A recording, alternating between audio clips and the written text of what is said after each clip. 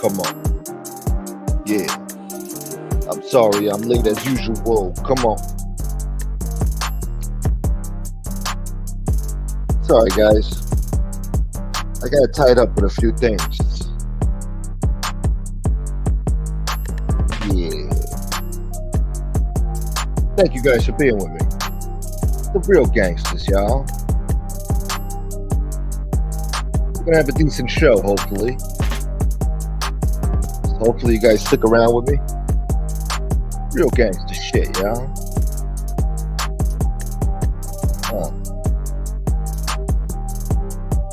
Yeah. Hit the like button on the way in, everybody. Let's go. Yeah. Let's see who I got in here so far. Yeah. Antonino, look at this. Yeah. Antonino, my bad, brother. I love you, man. Thank you for being here, brother. Yeah. The real gangsters, y'all.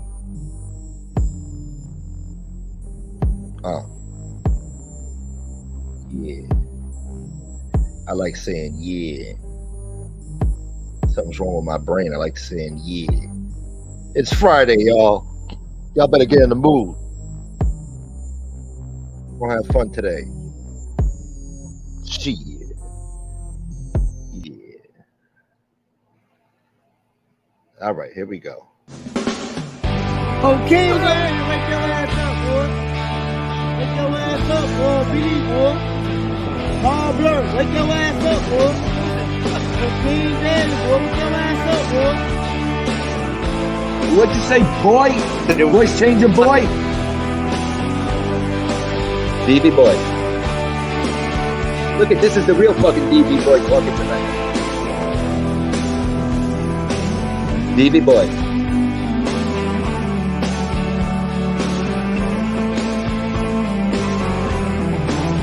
My father is not their father. I don't give any credit. My father. DB boy.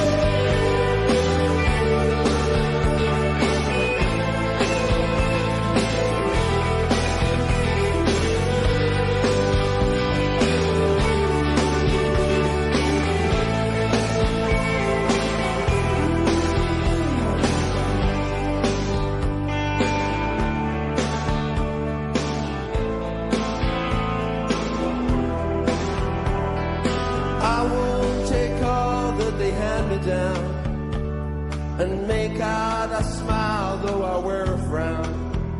And I'm not gonna take it all lying down, 'cause once I get started I go to town. 'Cause I'm not like everybody else. No, no.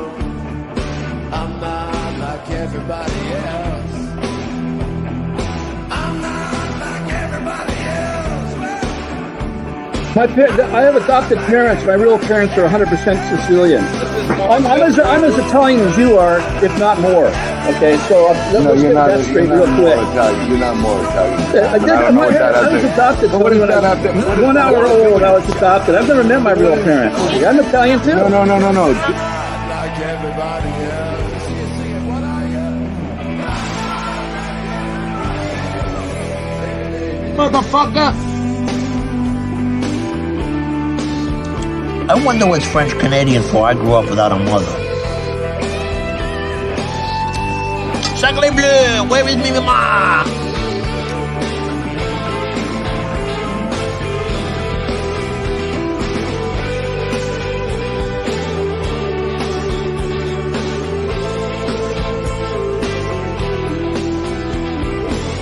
Are you out of your mind? Are you seriously out of your mind?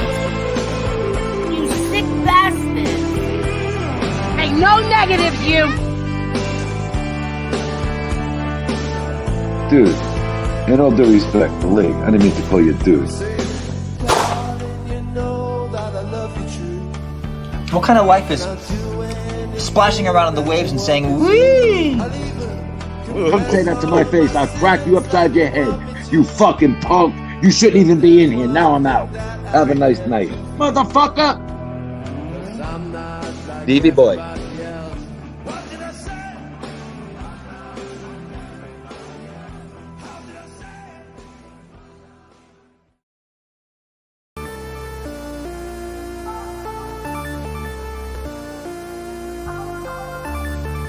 Yeah. Come on.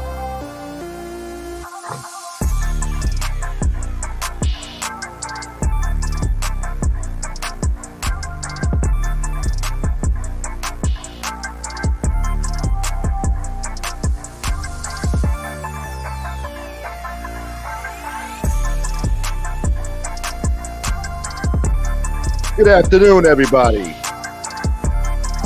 Happy Friday. The weekend is here. Yeah. Lower the music. Lower this damn music. Don't turn it off yet, but lower it. Thank you. Yeah. I'm going to have a couple guests on today. They're not surprise guests. They've been on here before, but you know, it's going to be good. I have a feeling it's going to be a good show. I want to thank Christopher Capello for the wonderful Cash App he sent me earlier. My brother Capello, thank you. And Anthony Tavanace just sent me a Cash App as well, just now as we speak. Thank you, brother. He says he's working and listening. I appreciate that. Thank you for the support. God knows I got to survive the ghetto. And that's the way I do it. Yeah. So thank you. Yeah. All right, turn this friggin' music off. Enough with the music. I already lost a few people. Now listen. I don't like promoting other people's channels on here that I don't know, but somebody went live the same time I'm going live. And it should be some interesting shit over there. In 5 minutes, I'll talk about it. But let me see what these assholes are doing over there. Let me see. Let's see.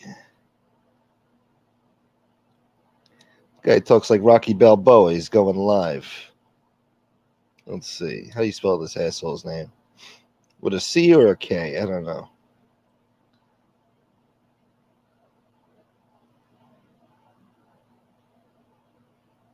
Hey, I'm going live with G. Barello. What's his name? Oh. Let's see. How many pricks you got in there? Jesus, 316 people. You son of a bitch. Look at this asshole. Let me see. He's just staring at the camera, not saying nothing. What the fuck is wrong with this guy? Oh, he's reading the chat. Looks like he might have Down syndrome. I don't know. Anyway, let's be nice today, guys, huh? Sally, thank you so much for the $5. Thank you. I'm going to try to have a good show. Thank you so much, sweetheart. Thank you for all the support you give me. And Live and Let Live. Look at you. Happy Friday, Live and Let Live. Good to see you. Hope you're doing all right. Another fat ball Italian, my brother. Uh-oh. Send out the alerts. Antonino is here. What's up, Carmine? Yeah, the real gangsters. Doug Jack in the house. All right, I see you. Cat Winterworth. Yeah. Bless Nostris. Keyboard Thugger. Sally, you're the best, Sally. I love you, Sally. You're the best. Sarah Lynn Lewis. Yeah. Thank you, Sarah Lynn. You guys are working, but you're still spending time with me. I appreciate that. We got Brian Fecarata in the house. What's up? What's up, Brian? Living in my truth. Sunny Daisies. Sunny Daisies was the first person in here. We got Jackie Malone. The real gangsters. Anyway, let me scroll on down. Let me scroll the way down. We got Itty Bitty Nita in the house on King David. On phone there, man. She's tired. Itty Bitty Nita says, I'm not interested in that guy over there or his guests. Well, good. That's why you're here with me, baby. That's why I love you. Yeah. I want to give you a big hug, baby. Terry Lynn, good to see you. Just Beatles, CI. Deganey. The real gangsters. Margene Gun Kelly. Look at this. I can't stay, but I will smash that like. I hate to see you go, but I'd love to see you walk away. Thank you for being here, Margene. Bayshore says, what happened to Jeff? What happened to Jeff? Hey, Jesse Roth. I don't know. Maybe Jeff will come on the show today.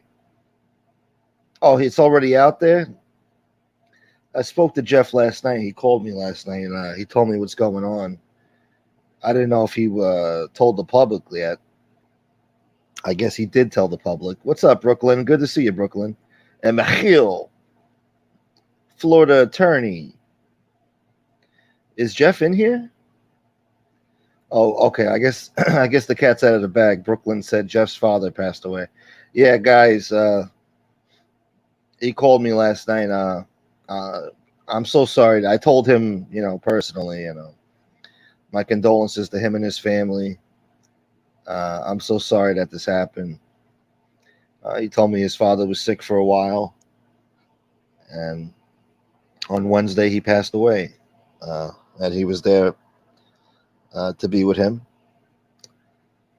And Jeff's a strong dude, so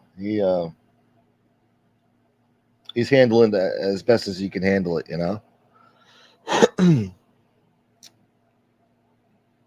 But he told me, well, I told him,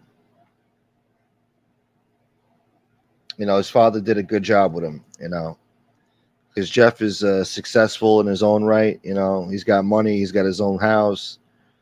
He's got a nice car. He's on here doing his thing.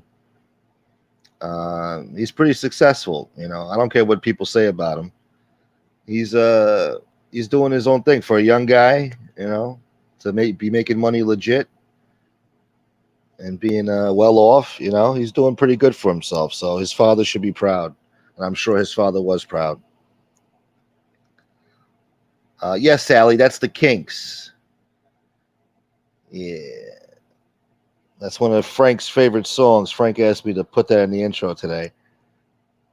So I figured I would. I hope you guys liked it. What's up, John DeLong? Brian Bozak? Mr. Humble Smoke. I like that. Yeah, what you know about that, boy? What you know about being humble, boy? What's up, BX? Scott H. Antonino says, Sally, Gunsmoke was mean to me. I need a safe space now. I didn't know you were woke, Antonino. That's news to me. You woke bastard. You need a safe space now. You need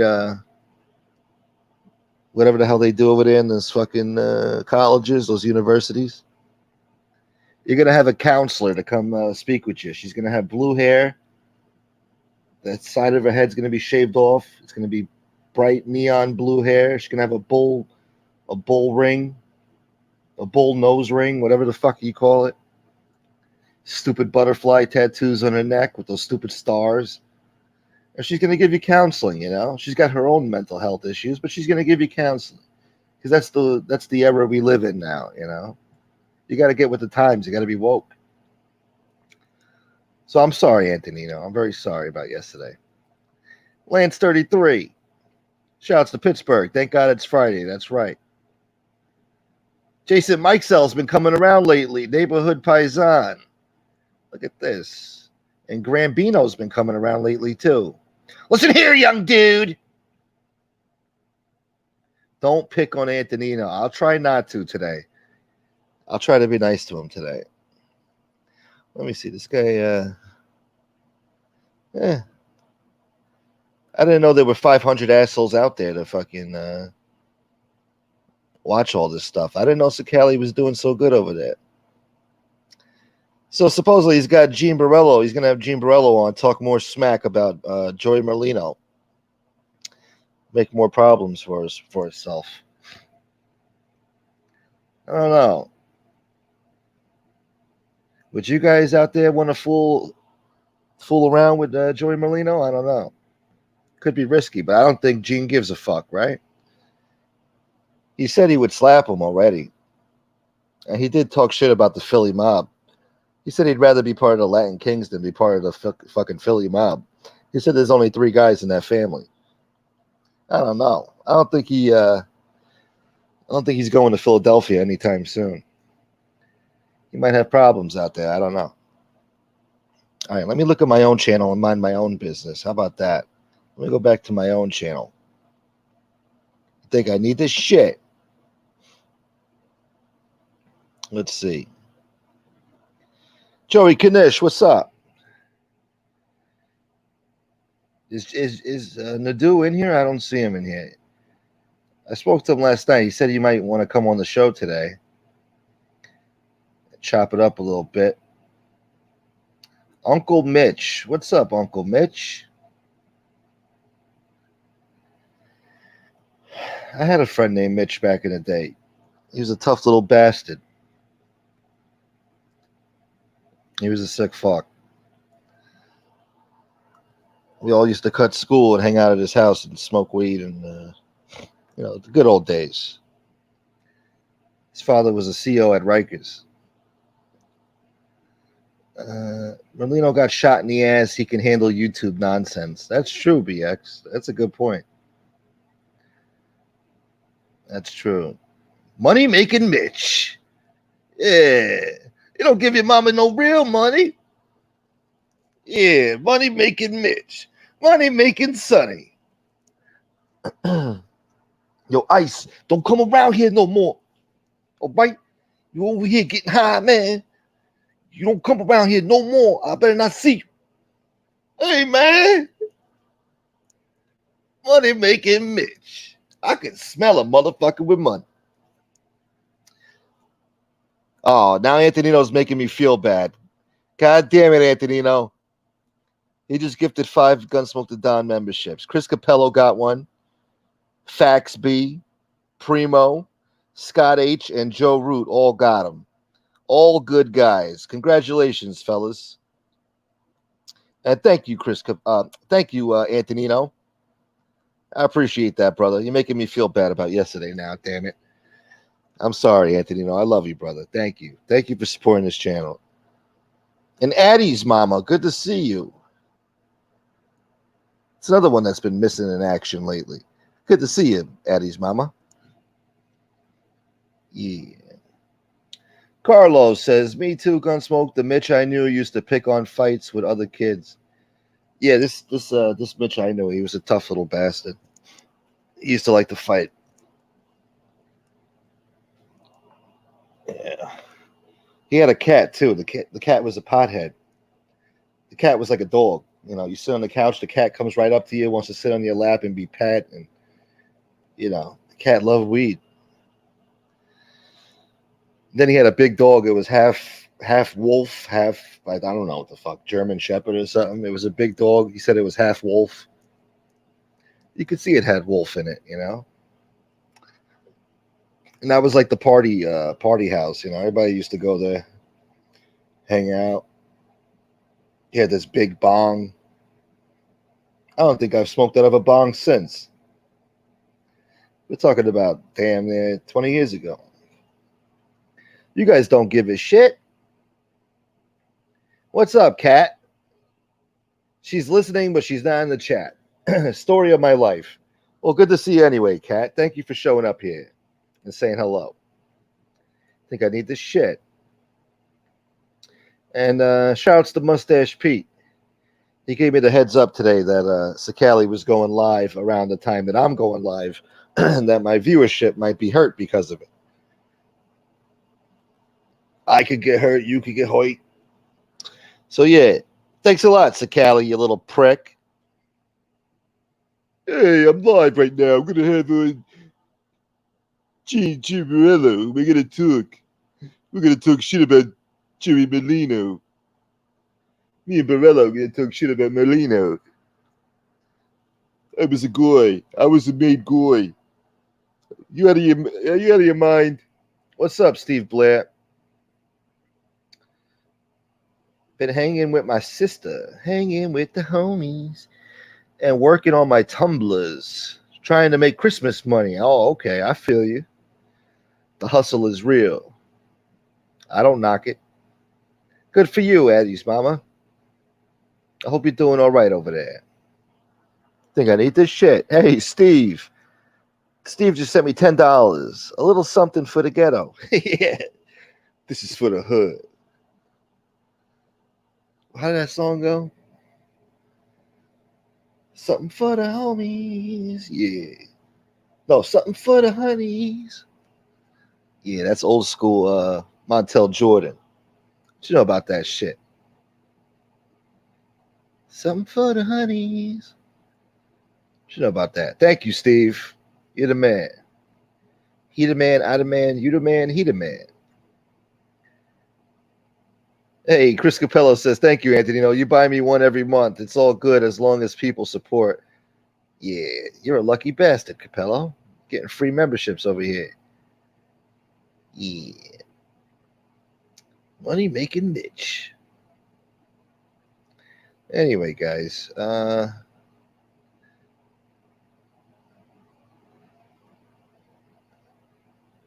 Merlino got one in his ass. Yeah, it stinks. I got shot in my ass. It stinks. Kansas City stinks. The Jets stink. Everybody stinks. Yeah, I got 12-5. I got 12-5 on the Raiders. Now, I picked them last week. You said no. Yeah, they stink. Yeah, I know, but I chose them anyway, and something's in the water. Something's in the water. It stinks. Yeah, I know. I told you they stink. They stink. Everything stinks. How's that food? It stinks. Sit down with Jeff Nadu, $9.99. Have a great Friday, Gunsmoke. Thank you, brother. Are you coming on the show today or what? Or is that your polite way of saying, fuck you, Gunsmoke? I'm not coming on the show today. I got better things to do. It stinks. Hey, Merlino, how's that coffee? It stinks. $5 for a fucking Starbucks. It stinks. Yeah, I remember we robbed the armored truck. I said, this money stinks. It's sticky, too. What is it, strip club money? Yeah, I remember that article. Yeah.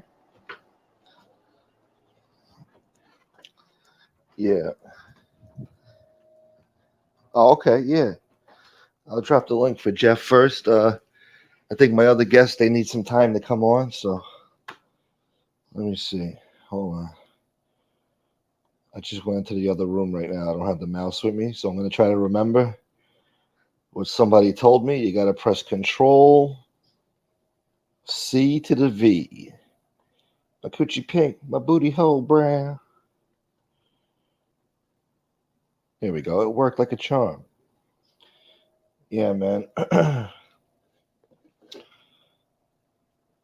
Please keep Jeff and his family in your prayers.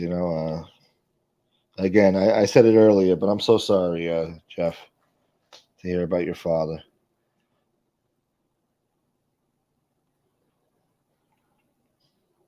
Jersey girl, she's driving, so I can't type using text. I can't talk using text. I don't know.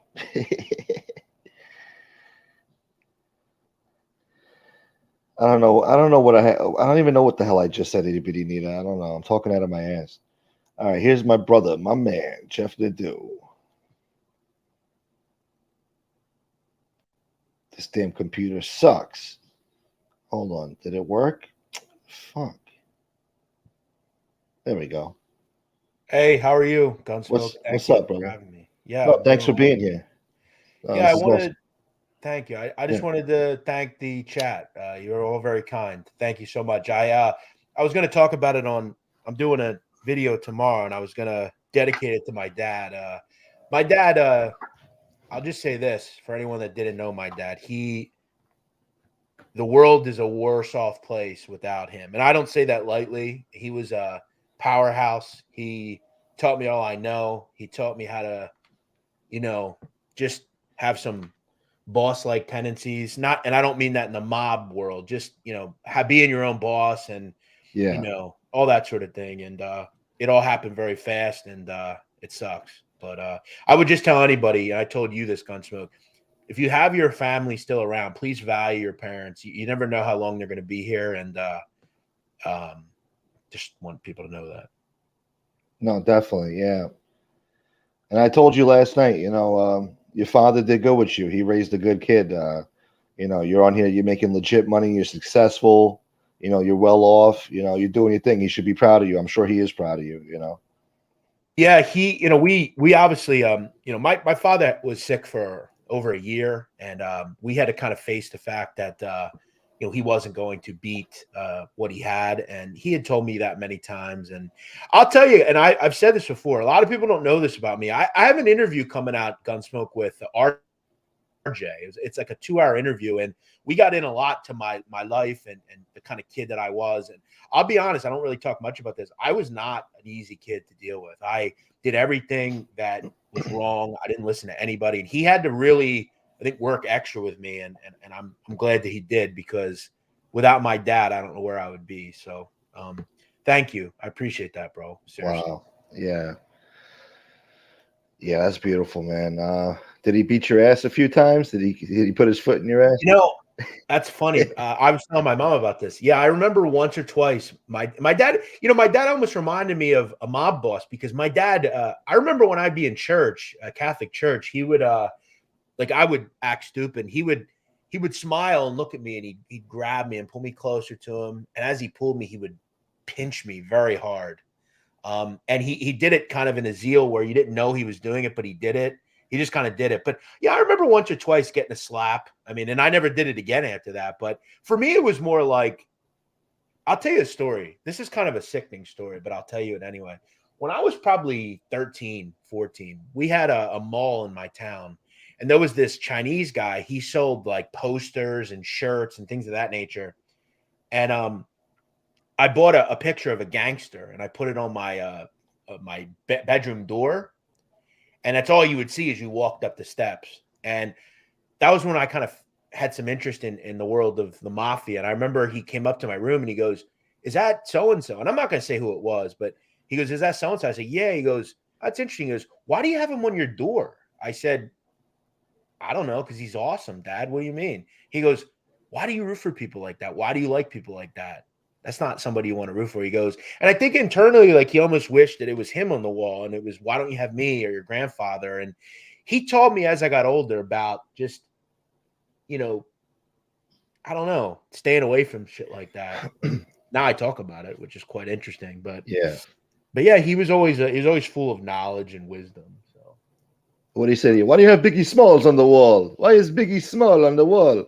well, he had he broke I had a Ready to Die, and he was out for dinner with my mom, and I didn't know he was home, and I had one of those old boom boxes. I was playing Suicidal Thoughts on my boom box, and I was rapping along with it, and I didn't know he came home. He walked up into my room and he goes, "What's that you're listening to there?" And I was like, "Oh, it's this guy Notorious B.I.G." And he goes, "You mean the guy that sings Big Papa?" I said, "Yeah." He goes, "This is him?" I said, "Yeah." He goes, "Let me see the CD." He goes, "Oh, it's nice." Broke it in half. He said, "I don't want you listening to that shit in this house.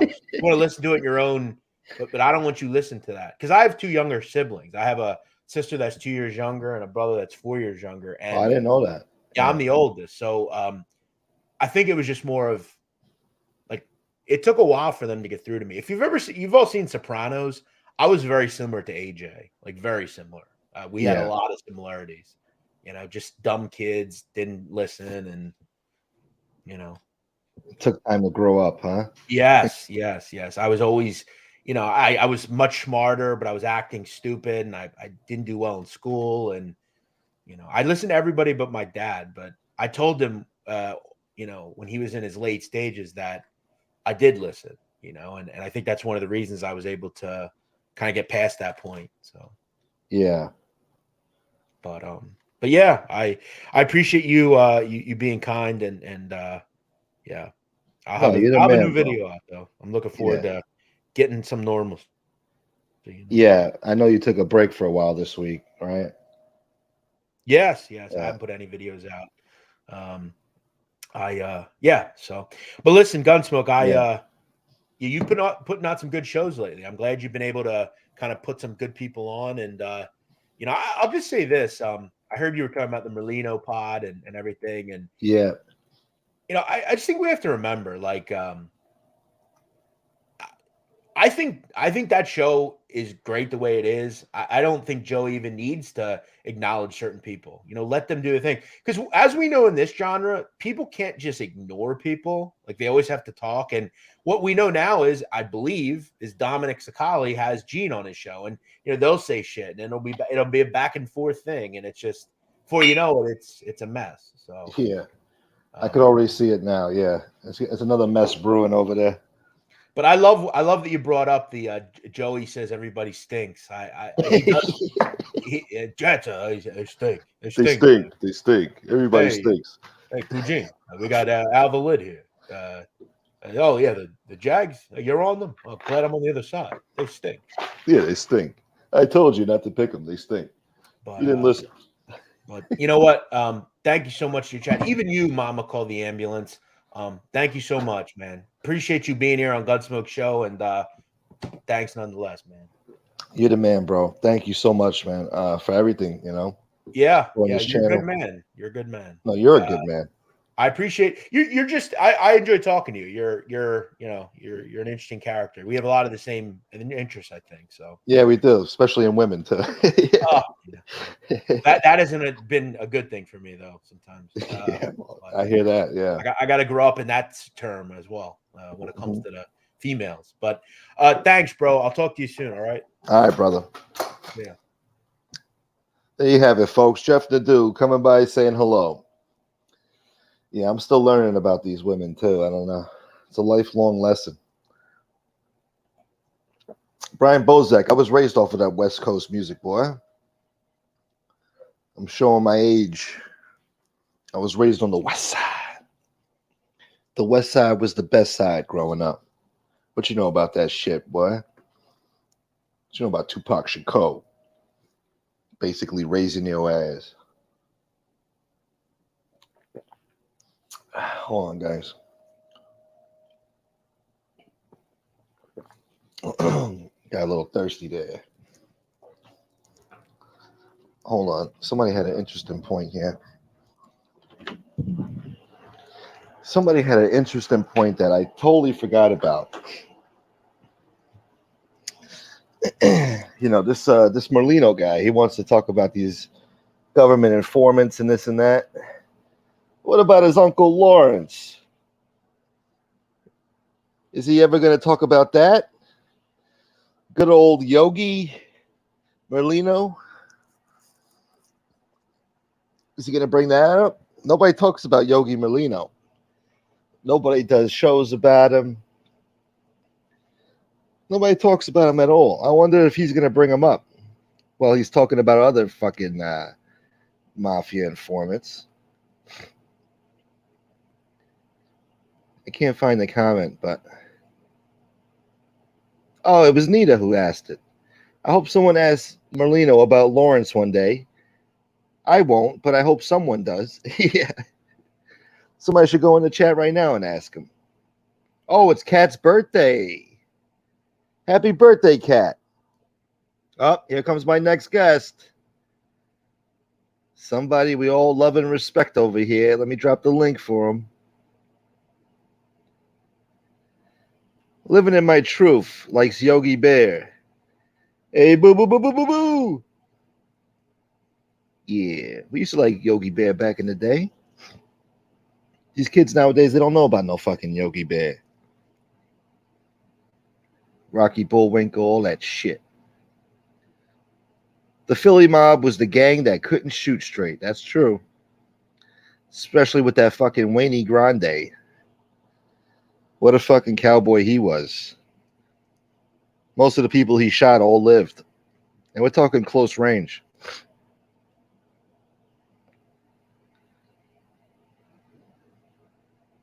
That's funny. Stay out of Italian business. Are you behind in your chat? I'm always behind in my chat. I'm all over the place. Because I'm not like everybody else. Whoa. I'm not like everybody else.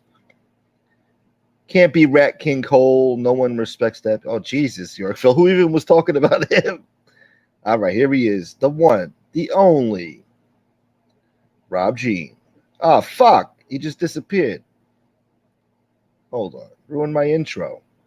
The one, the only. Rob Jean. What's up, everybody? What's up, Smoke? What's up, bro? Same old. I was going to say, I was in the back. You didn't lose me. No, I don't know. My computer's fucked up, man. My computer's too slow, and it's always on a delay, and it looked like I lost you there for a second. I'm here. Yeah. You working hard over there? Working. Working smarter, not harder. Exactly. I had a little time. I said, let me come on my man show for a little bit. Yeah. I hate to bring it up. I don't want to get you involved in nothing, but what do you think about this Gene Borello on Sicali's show right now, going after Merlino? Think he's barking up the wrong tree there? No. After Merlino went on, started doing his own podcast, I think he more or less pushed himself away from that life. Yeah. So I think Gene realizes that, and it's good for a show. You think Merlino shelved? Let's see. How could I put this? Or he took himself down and retired? Let's just say he's doing what he wants. He's kind of like me, don't care. Sees it as a way to make revenue. Sees it as a way to get his point out there, to say what he wants to say. He really don't give a shit about nobody. So, it just goes to show you the life is nothing of what it was, Yeah. So yeah, whether it's shelved, this, that, or him not caring, I don't think the guy is shelved, but he's doing what he wants. That's crazy. Yeah, yes, that's nuts. He's not the boss, so I don't know. Maybe I'm not too, I don't know him on a daily basis where I'd speak to him and stuff like that. But I would have to say he just don't care no more. You know? Yeah, I feel like he's still the boss. I don't know the way he took over that family. I mean, he shed his own blood for it to take over. He lost friends. I feel like he wouldn't just give that up. I Yeah, don't but look know. what it is. Look what it is now. It's Yeah, bunch of real it's estate agents. right. Exactly. A bunch of legitimized people that are doing what they want to do. You know, like I don't know what to say, but it's listen, a guy like me or a guy, let's say like him, and you know, I wasn't a made guy like him, but a guy like me and a guy like him could come on and tell stories. Now, the repercussions for a guy like him are a lot different than they would be for a guy like me. So I don't know. I don't know what's in the guy's head. I really don't. And for Gene Borello, I feel like he's just doing it to, you know, Chase clout. Yeah, there you go. Cloud chase. Yeah, he's trying to come back with a bang. You know, he Yeah, picked his exactly. target. Yeah. You better hope that he don't run into him because you know he's still he's still capable. Let's just say. Yeah. No, So, but definitely. now Yeah. it's all out on YouTube. So, capable or not, you gotta watch what you do. Yeah, Molino's got to be careful it doesn't blow up in his face. You know, this whole YouTube channel shit. He's got to It watch what very he may says. well. Yeah. It very may well. Yes, he does. He has to watch what he says. He has to realize that now guys that cooperated will start going after him, and you know that don't like him will start going after him and stuff like that. So I don't think it's such a great idea on his part. Yeah, me neither. But for Gene, it's a good opportunity, so that's why he's taking it. Yeah. See, Molino, he was in the background, kind of. You didn't know what he was really up to. Now he's, you know, his profile's being raised a little bit. He's a little popular on here. So it can only bring trouble to him if he's up to no good. You know, if he's doing the right thing out there, then he's got nothing to worry about, obviously. But I don't know. Listen, he made his money and now he's using it legally. So it's, you know, he's not a dumb guy, trust me. He's definitely not a dumb guy. But, you know, doing this, I don't know if that was such the greatest idea. No, I agree. Bro, just get back in your car. You don't want to know this. Just get back in your car. Go away. Oh God. We got a squeegee guy over there like, hey, mister, let me clean your windshield, mister. I got some idiot in the car in front of me, keeps tapping the brake, jumping the brake, then he gets out of the car, then walks back in the car. Was he trying to brake check you? Yeah, he was brake checking me, then I said something. He got out of the car, but then he went right back in it. I don't know. Maybe he was confused. Yeah, so you never know who you're fucking with, especially during a road rage incident. You know, this guy's fucking with Rob Jean over here. He don't know fucking Rob Jean will get out of that car. Fucking, I'll give you a funny story. I'll give you a good one. So one day I was on Highland Boulevard in dead traffic. And there was a guy in a Mercedes-Benz trying to get over. I let him over. He got in front of me. And then he was next to me again, was trying to get over. And I'm like, bro, what are you going to do? Like, what are you doing? And he's like, what are you, an asshole? And he starts arguing with me. We're in dead stop traffic. He has his passenger window open. I climb out of my driver's seat, climb into his passenger seat window. I'm in the car with him. I roll the window up and ask him, now what are you going to do? Guy says to me, please get out of my car. I apologize. I'm sorry. Please just get. No, I just want to know what you're going to do. Are you going to get in front of me again? Are you going to get inside? What's your plan? People are beeping, going crazy. Blah, blah, blah. So I says, are we done? And yes. And I got out of the car and got back in my car and left. My wife wanted to kill me. Oh, my God. Oh, she was sitting there like, oh, my God, what are you doing? She was going bananas. She's nothing like me. She's so calm and sweet, and she was flipping out on me. What if you would have had a gun? So he would have shot me in the car, Dan? Come on, think about it. You know, like she's got a point. The guy was soft as baby shit. It's a new generation, man. I mean, You got nerds nowadays. They know all these UFC moves and all this crazy shit. You don't know who you're fucking with nowadays. He wasn't pulling a UFC move on me, I'll tell you that. He was Yeah. had his hands on the wheel. He was shaking like a leaf. He was nervous. What kind of animal in the middle of traffic, climbs out of his window and jumps in your car? So Yeah, what a sick fuck. sometimes sometimes that kind of stuff works and you don't even have to do nothing. You know what I mean? In that Yeah. case, I used to get really bad road rage yeah, back in the day. Yeah, you got to come to a certain point where it's like you really want to go to jail or fucking get hurt over fucking traffic, you know? Right.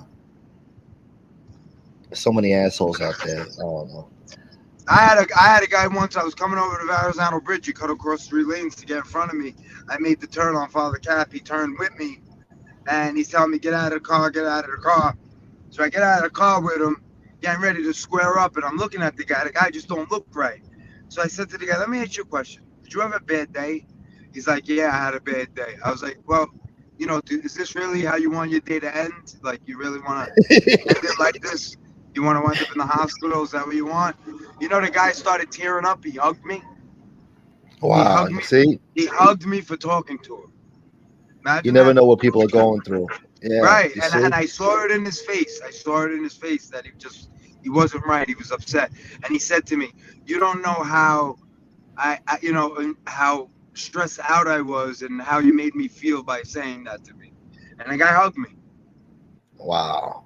Imagine you're about to square off, and the guy. I mean, I could have turned it into a crazy tough guy story, but instead, the truth is, he hugged me and he thanked me for talking to him.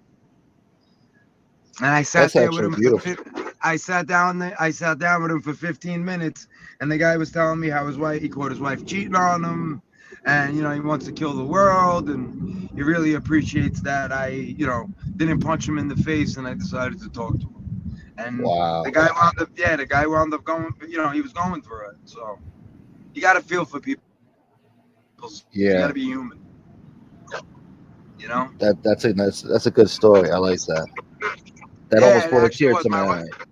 My wife didn't believe me when I told her that one, so yeah, she never believes the good. That's like an odd random thing, Yeah. And then there was 2 guys there. They were getting ready to film the fight and all this other stuff and this and that. And I said, look, you got these guys here. They're ready to film us rolling around or whatever. You on the floor, and whatever. Are you okay? And then that was it. He just broke down. Not for nothing.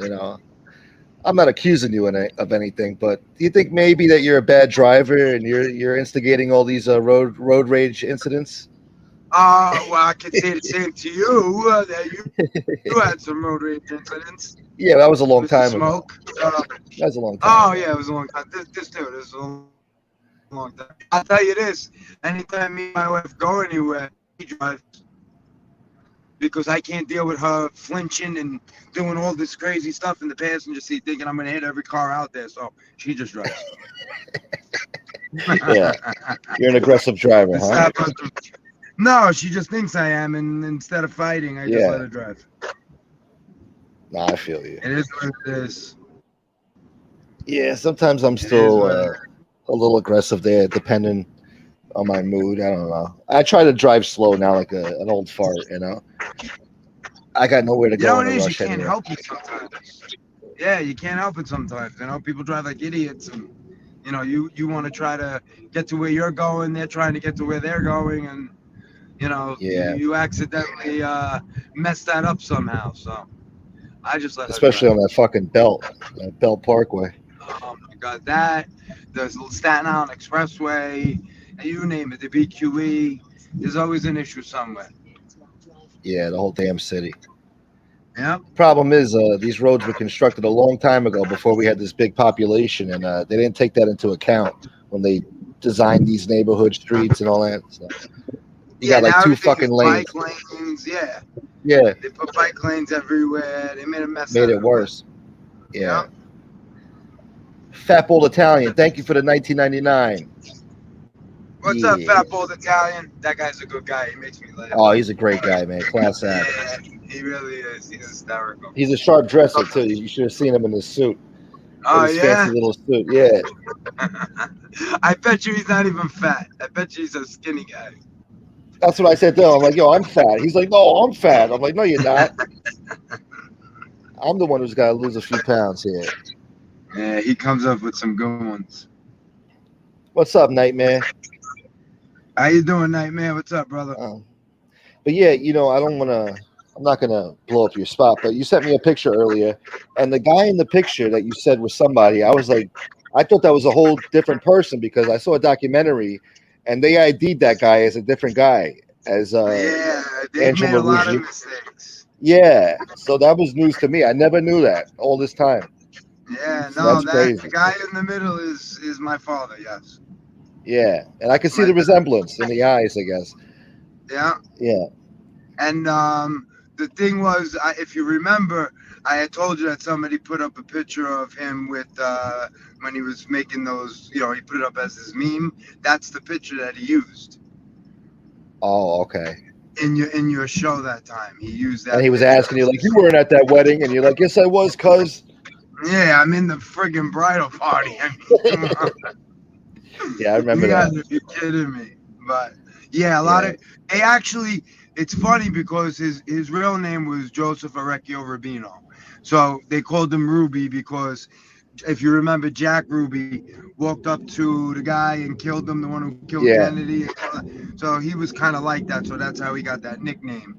And they had him down as Jerry Rubino a couple of times, and in the documentary they made a mistake about him, and that's not Angelo's brother. It's Angelo, my father, and my Uncle Eddie in that picture. Yeah, yeah. That's his. And he looks gangster as ever. He's got the cigar, he's got the suit. He was the meanest one out of all of them, trust me. He definitely was, yeah. Definitely was. Anybody who knows him knows, you know what I mean? That was a long time ago. He died a long time ago, but he was nuts. Yeah. But when he was home, which year was he a little, did he unwind? Was he a little less gangster when he was home, or he just wore it all the time? I really don't want to get into the real grit of it, but yeah, he was I had a rough childhood, let's just say. Oh, okay. All right. Yeah, it wasn't really easy. He was he had demons and stuff like that. I mean, you kill all sorts of people, I'm sure. You get haunted by it, but he was the type. He made me raise rabbits, and like they were my pets, and then they would just disappear, and he would say the fox ate them, and we were eating rabbit most of the time. So I was eating my own pets. Oh my God. That hurt when I found that one out. That's a little traumatizing, yeah. Yeah, that was a little traumatizing for me. But there were some other things that were even worse. So it sounds like you had a rough all around, man. The neighborhood was rough. The guys you were around, then your father. I don't know, man. You had a rough life. I tell you, it got easier as I became a man because then I had a little bit more control over what happened around me. But when you're a little kid, you can't control. You have no choice. Yeah, you just got to deal with it. So I'm not gonna say, he wasn't the greatest father, but he also taught me a lot. So I guess he was big into survival. You know what I mean? He wanted us to learn at a young age how to fight, how to shoot, how to this. So he was like that. He was always in. He was always the same person. You know what I mean? Yeah. And a lot of people feared him because of that. He was, he was no joke. Yeah. Oh, forget it. He was no joke. I mean, sounded like he prepared you for the street. Yeah, I mean, kind of. I tell you, I learned a lot of stuff from what not to do because of him. So, I learned respect. I learned, stuff like that. But I didn't. I would never act the way he did towards my wife, like he did with my mom. So, it's a tough subject.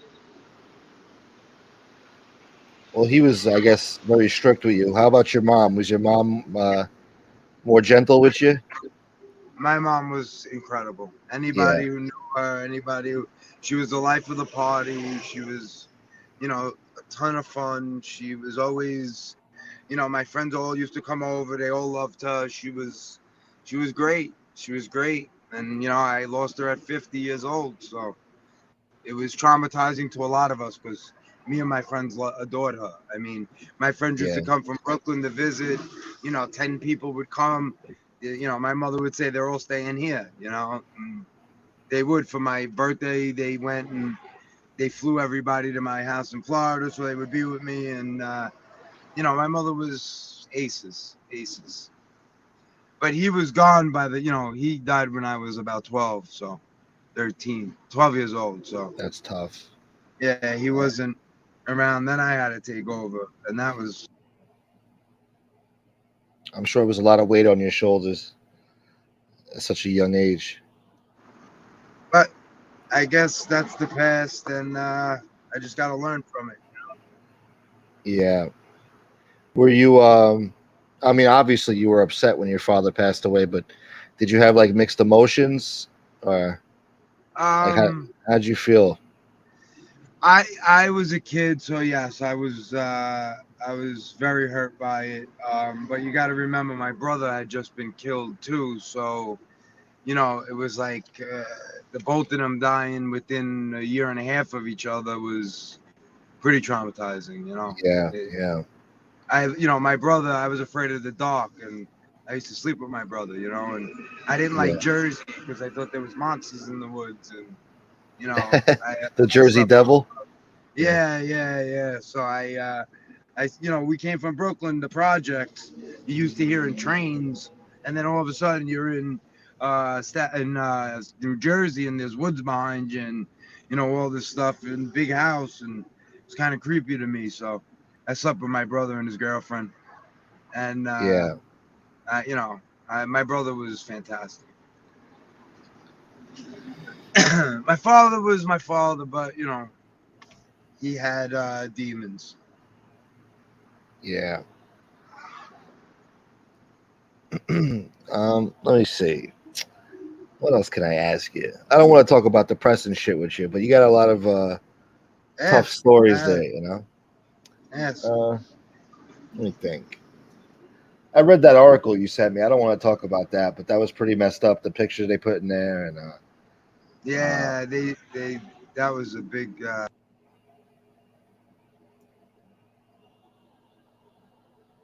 oh, you broke up there. Damn it. He's probably on the Bell Parkway. This guy. God damn it. Can you guys hear him? I can't. I think I need this shit. Thank you, Ashley Sanders. Where's that comment? Whoever is on the panel, my heart hurts for them. Wish them well in life. Thank you, Ashley. Yeah, You he's hear had a me? rough life. Now I hear you now. Yeah. All right, I'm sorry. What No, you broke happened? up there. No, Ashley says her heart hurts for you, and she wishes you well in life. Thank you, Ashley. I really appreciate that. Thank you. Yeah. Yeah, I mean, I guess I'm doing okay now. I got two healthy kids.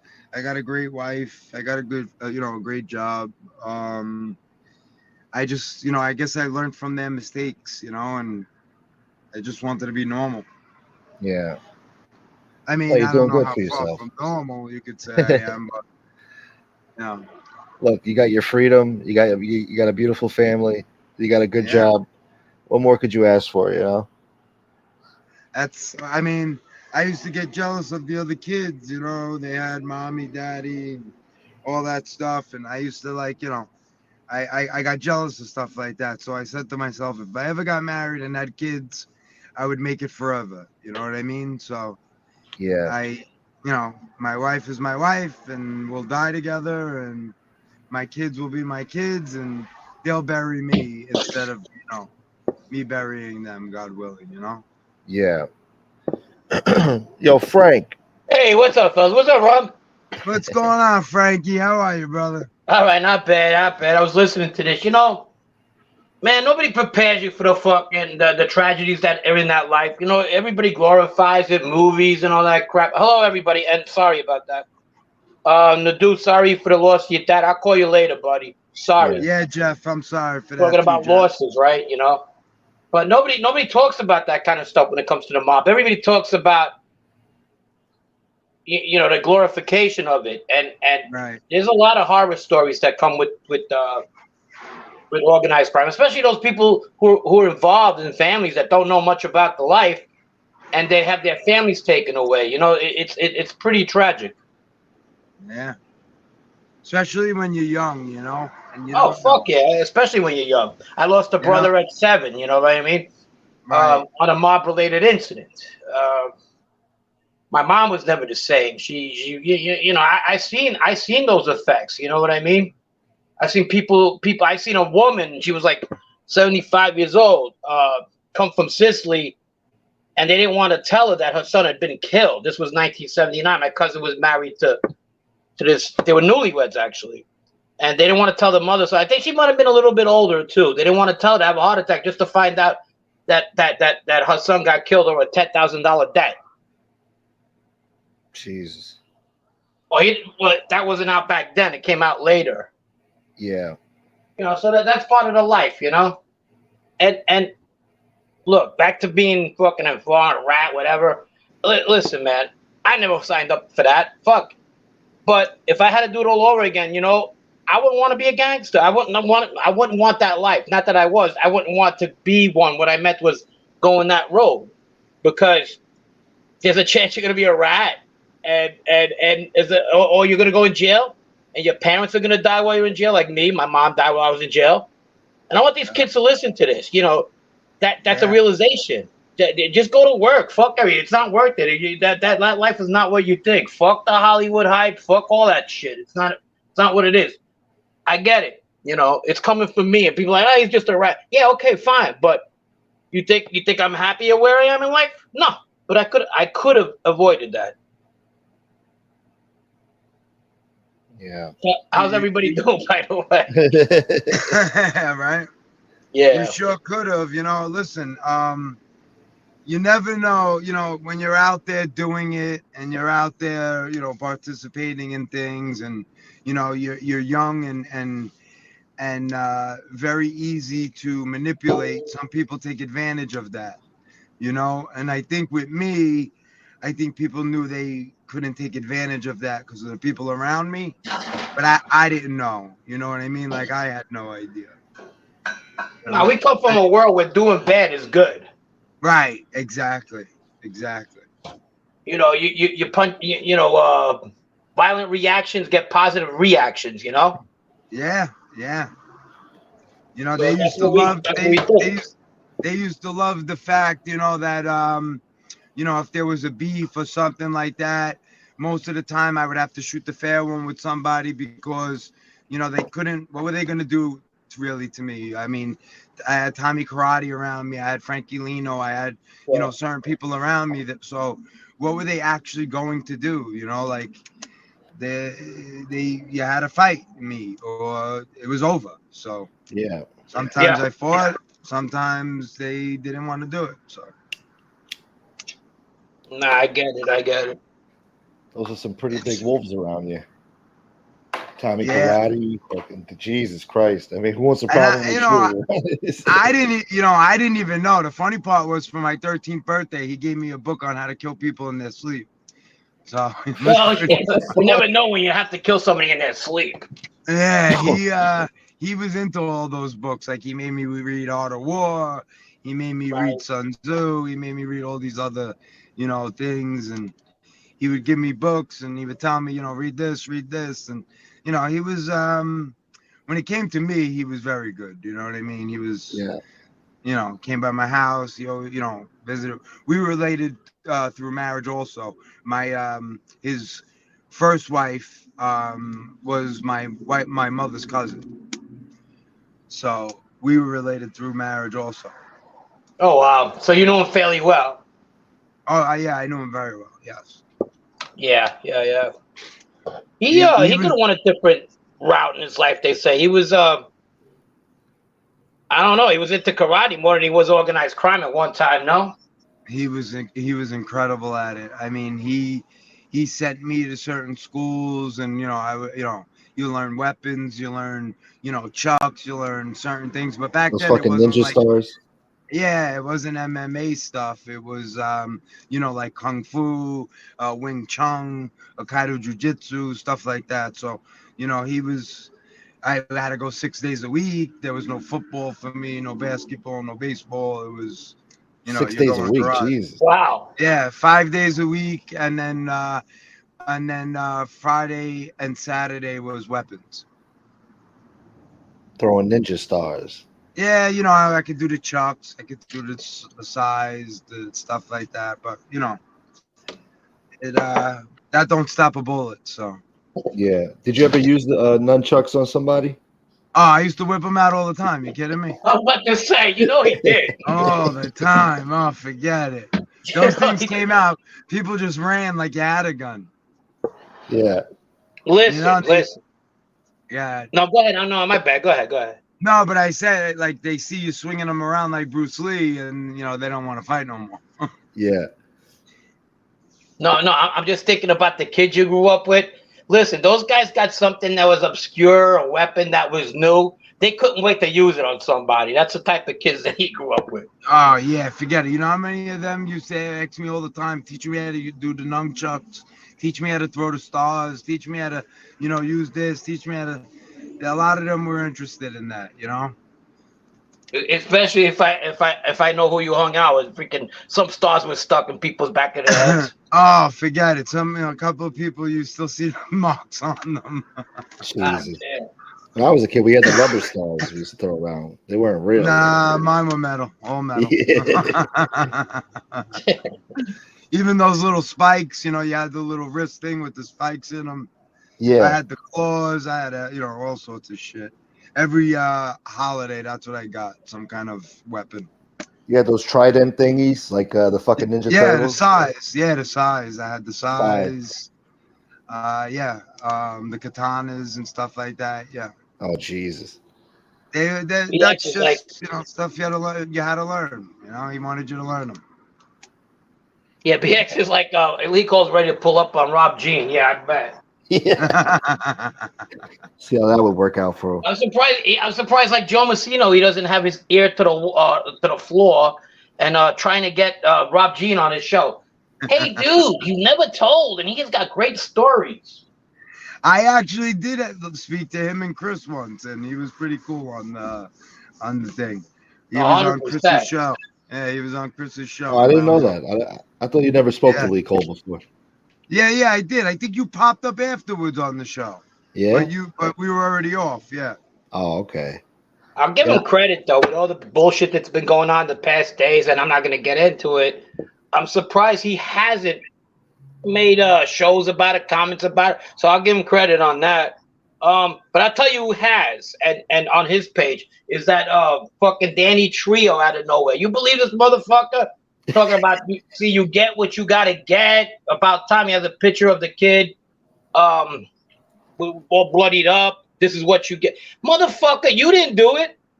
You didn't do what the fuck you did. You can't do shit. You can't even move. You have a fucking hernia outside you. You can't. What the fuck are you gonna do? Fucking lying piece of shit. Where's my shit bag? Fucking. You know what? We should have Danny Trio Thursdays just to fucking put him back in his hole. I think that's a good idea. What do you think, guys? Yeah, that's a good idea. Let's have Danny Trio until he fucking disappears and goes back in his fucking hole he's been in. Maybe we could bring his wife back in too. What was her name? Rosalie? Yeah. Tell her how much of a scumbag he was. Was that all really true? That really was his wife and everything? Yeah, that was Rick true. Used to sleep for the nights of Columbus and act like he was Don fucking Corleone. That poor lady was crying over there. She was crying. You should see the fucking shit he did to that woman. Yeah. Fucking cock. That's why he talks to me. People who talk to me like that don't have no respect for women. Cock. What is cock gobbler? Everything was cock gobbler. Yeah. He's just a blowjob. Is that like a term they use in Bensonhurst, calling people cock gobblers? I mean, not other men. blowjobs. Yeah, cock gobblers. I never heard of cock gobbler until he You said call it. a fuck another man in Benson or a lot of places, but Benson, you could start there if you want. Call him a cock gobbler. See where that gets you back in the day. Oh, forget it. First, people ask you, "What does that mean?" and then you get punched in the face after. Yeah, and then one of your buddies is gonna be like, he just called you a fag. Excuse the language. There's nothing wrong with being gay. I wouldn't know, but you know what I mean. Anyhow, I don't want to be fucking called a homophobe now or whatever. Jesus. Yeah, I know. I said something the other day, and I have two sisters. You gotta be politically correct. You gotta be woke. Yeah, you gotta be woke, I guess. I'm far from woke. Yeah, Rob Jean and woke don't mix. No, for sure. For sure. Yeah, fucking. He's a gypsy. He fixed windows. He's the guy at the malls that says, "Hey, your window got, at the plazas, your window got a crack. I can fix it for you." Hey, Rob, Yeah. would you? Yeah. Go on. I'm sorry. Go ahead. No. Go ahead. It was nothing. No, I was gonna ask a stupid question anyway. You go first. I don't even remember what I was gonna say. No, I was gonna I'm say. full of stupid questions. I'll just shut up. Would you actually do an interview with Lee Cole? Would you Would I consider do it? an interview? No. No. You know what just happened, right? He probably sent you a text. Don't lie. No, he didn't. No, I'm just asking. No, actually, I got. No, if I was gonna do an interview with anybody, it would be you or Chris. I mean, I appreciate that, bro. Yeah, that would be the only people. I don't. There you go. I have no reason to go on, or Jeff or something, but I have no reason to go on. That would be good. Whole show or anything like that. You know what you bring to the table too is you never cooperated and everything. You know the life. Coming from somebody who never cooperated, not like that. And I'm pretty sure you have your own way of feeling. People who have, and I get that. I don't blame you. I would have felt the same way if I was you.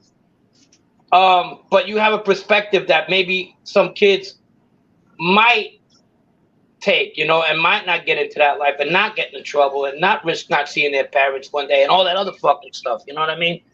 Where I think they might say somebody like me. He's just saying that because he told. You know what I mean? Yeah. Yeah, but you know what? I think the allure of that life is over. Like it's, anybody who wants to get involved in it now is crazy. Like unless they're legitimate and whatever. But what's the point? Like. Right. You just then now you get arrested, you got a RICO thing on you. Like if you're gonna do bad, like I always say, just do it by yourself. Yeah. I just hope, and I'm probably different at this than a lot of other people. I don't want people that are in the life still that I know or knew or whatever, not know anymore. I don't want them going to jail. Fuck, that's the last thing I want. You know what I mean? Right, of course. People, but then you get scumbags in my position who told and everything. They're like they want the fucking everything just to.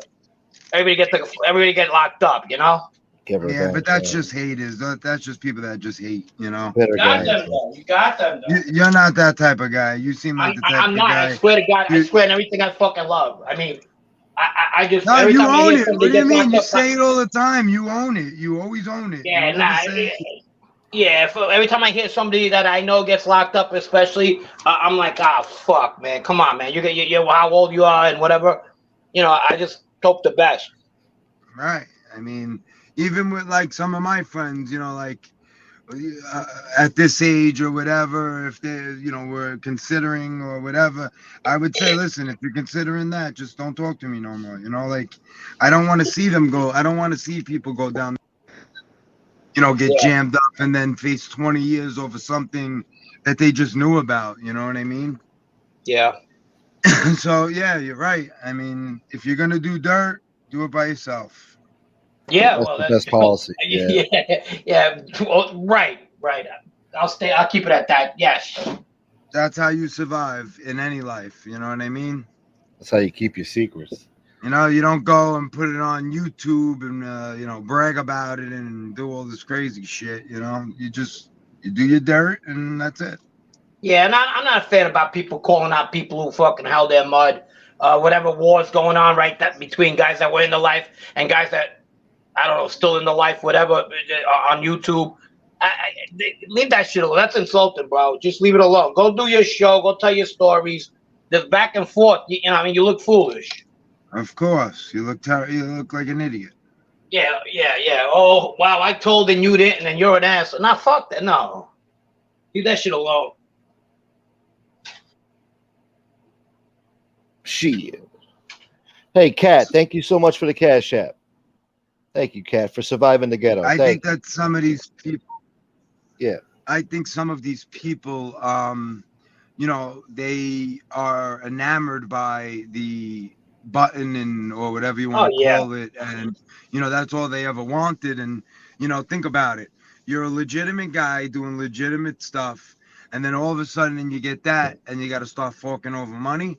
Now you got all these headaches. Yeah. Yeah, I know people that you know said, "Fuck shelving me, I'm leaving." You know, like that happens too.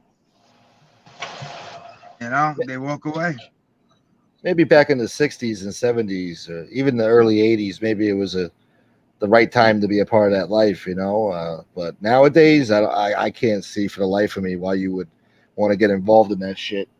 You're not going to get away with it. Back then, you couldn't walk away. You know what I mean? Yeah, no, definitely. Back then, there was no walking away. So, you know, now it's just, you know, it is what it is. You know, there's, and don't get me wrong, there's good guys out there. You know, there's a lot of really good guys out there. But there's also a lot of scumbags out there, you know, so you get it in everything, in every race, creed, color, whatever. There's bad in everything. Yeah. You know what there was before? I just didn't want to be that. No, of course, and you could have. There was a lot of pedigree at one time. There ain't that no more. So a guy that couldn't get in back in the day, his uncle couldn't get in, his dad couldn't get in because they didn't know they didn't come from the right places, didn't grow up in that right life. Now they can, and it's their way of saying, whoa, I did everything my parents couldn't do. But it's much easier for somebody to get in now than it was like back then, because you needed pedigree. Like Rock, for example, he had great pedigree. You know what I mean? Oh yeah. Yeah, I'm surprised. I'm surprised Rob turned out so good. I mean, considering all the shit he was surrounded with, the bloodline. You hear me? Yeah, we hear you now. I'm sorry, I lost you guys. I'm going through bad spots, but I'm good now. Yeah. No, I was saying I'm surprised he turned out so good. I mean, you're not in jail. You're scarred up a little bit, but he looked good. He got shot at, stabbed. Yeah, I know. He's a survivor. He's a little scarred up, but he's been in the trenches. He's been in the trenches, yeah. But he turned out, he's got a legit job. He's got a family. He's free. He survived. No, and he knows. Considering, he knows what's up. That's it. And he keeps it at that, and that we got to respect that. That's all. I think a lot of that had to do with what I seen in my childhood. You know what I mean? I think a lot of that had to do with, what I went through as a little kid and stuff like that. So I think that kind of kept me. Listen, don't get me wrong. Once I got back to Brooklyn, I was a wild man, but I wasn't. I was going out and fighting and stuff like that, but I wasn't doing things for anybody or doing any bad things or stuff like that, because I wasn't able to. If I God forbid one of them found out I was selling drugs, they would have broke my face. Yeah. I had the same problem. Yeah, I couldn't do stuff like that. So I just, what were they gonna do, yell at me for fighting in pastels or fighting in CO or fighting 101s or whatever? Listen, a lot of people got a lot of phone calls about me, but that was just the way I was. I just knew that I could handle myself, and I knew that my ability, but I used it to get girls and to fight or whatever the case was. But I never wanted to be any part of that kind of life. I didn't. My whole thing, even with my old man, I mean, he didn't want to be made, and everybody was trying to make him because he didn't want to be told who to kill and who not to kill. Wow. He wanted to kill whoever he wanted, whenever he wanted, and that's just facts. So. And people don't know how difficult that was back then. Yeah, I mean, if you want to fly alone, tell them. The people who really know, they were trying to make a 6 family back in the day, and right. That was Persico and my old man, and that never wound up happening. But there's a lot of stuff that went on back then. Well, a lot of stuff. So Persico and your old man wanted to make the 6 family. What would they have called it? Probably the Persicos. I have no idea. The Sixth Family. Yeah, Sixth they were doing they were doing their own thing. They really were. Number 6. It's crazy, Hey. and it's hard to believe, but yeah, that's. No, it's not. It's not. No, I've heard of something like that. Rob, I got a guy here asking a question. His name is Rob. He says, Mr. Rob Yeah. Jean, I don't know if this is too personal, but was your dad a made guy? I don't know if you want to answer that. But... No, well, what I just said, he wasn't. He wasn't a made guy due to the fact that he didn't want to be because he didn't want to be told what to do. Yeah. So he was vicious and scary and man enough where he, Angelo and Eddie and all these guys were around him and they were all made, but he just didn't want it because he never wanted to be told what to do. You got those people out there. That I heard later on from Frankie. So yeah, he was definitely respected. I mean, Yeah, he was I able to had do his own asked thing. Frankilino. I asked Frankilino a long time ago. Why didn't my father ever get made? And he said he didn't want to. He didn't want anybody telling him what to do. He wanted to do whatever he wanted, whenever he wanted, and that's why he didn't get it. And he said, plenty of people wanted him, but he was, extremely capable, and he was just like Tommy, like in the bathtub doing stuff like that, and cutting people up and doing whatever. The Iceman actually took credit for a lot of his murders once he died. Richard Kalinsky. Really? So that's why I have no respect for that guy.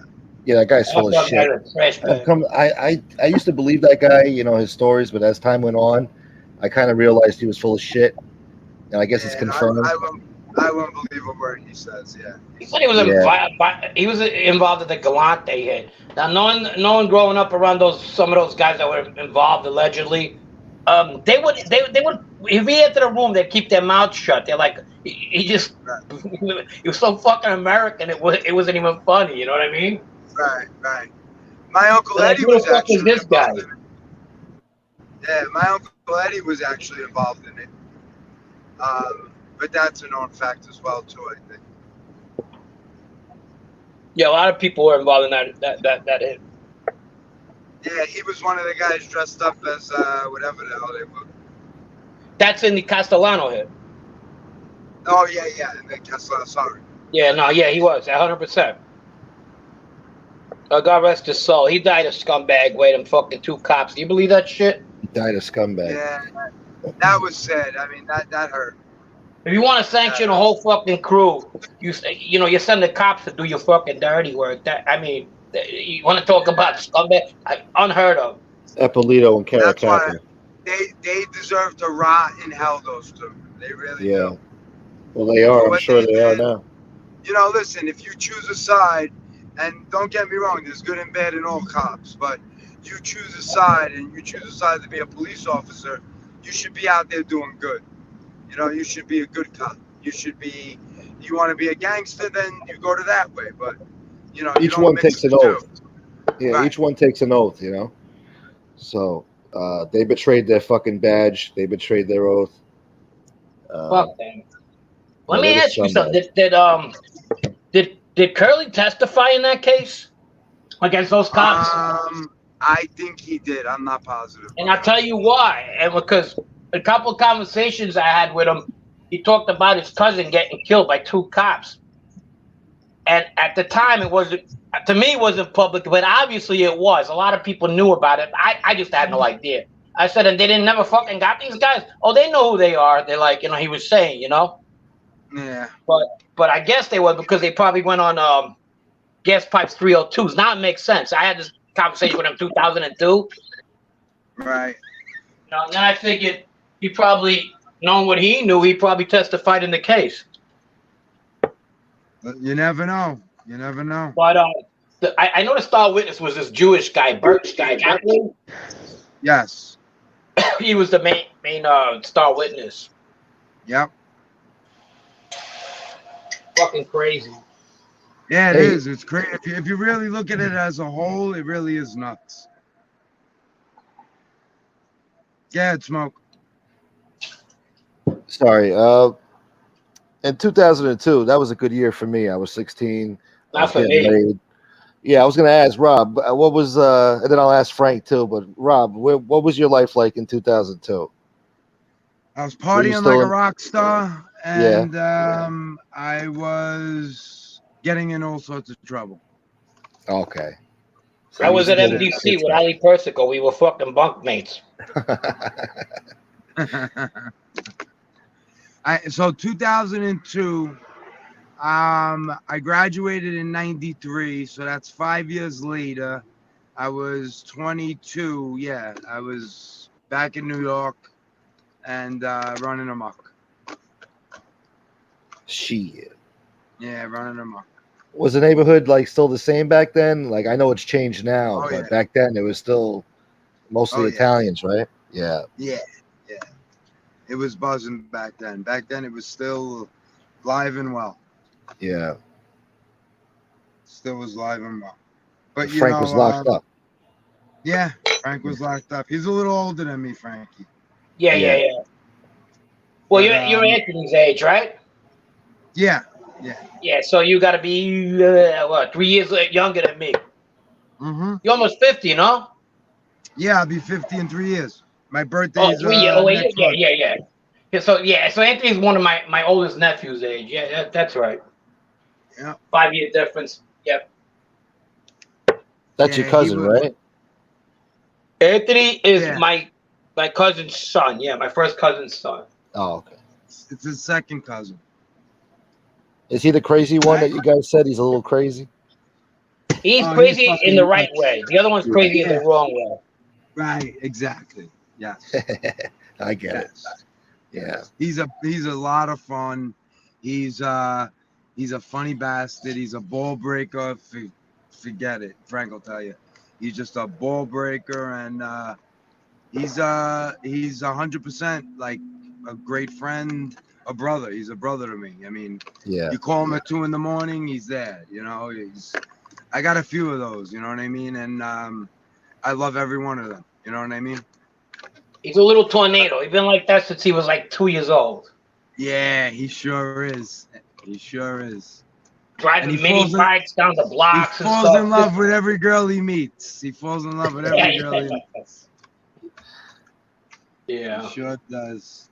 And then his older brother's different. His older brother, you'll hear him 99% of the time saying the right thing, and all of a sudden he does the wrong thing. You're like, how did that fucking happen? Yeah. I don't even know if he talks to him. Huh? Yeah. I don't think he talks to him. Yeah, I could see that though. Yeah.